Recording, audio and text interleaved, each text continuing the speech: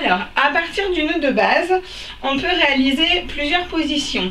Je vais vous montrer la position assis de profil. Donc, on a toujours notre nœud de base, la troisième couche, la couche supérieure, la couche inférieure. On baisse la troisième couche, c'est déjà plus ou moins fait.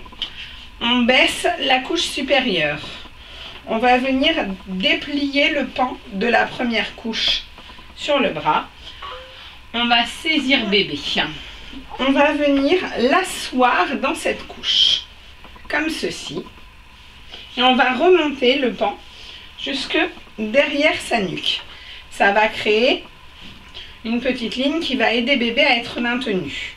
Donc Adam, lui, a envie de bouger, donc il ne se laisse pas faire, mais c'est pas très grave. Donc on étale bien le tissu. On remonte la deuxième couche de la même manière que en portage ventral. Et on va venir étaler cette couche des fesses de bébé jusqu'à son épaule. Comme ceci. On étale les pans. On refait une volte. Ici, on a déjà une volte. Donc les pieds de bébé doivent être sortis, ici. C'est vraiment une position semi-assise. Donc bébé doit être de profil. Il doit pouvoir voir ce qui se passe autour de lui. Et sa tête ne doit pas être obstruée. On remonte la troisième couche. Toujours sans cacher les pieds de bébé, sauf s'il est endormi ou qu'il fait très frais, mais normalement ce n'est pas utile. D'accord?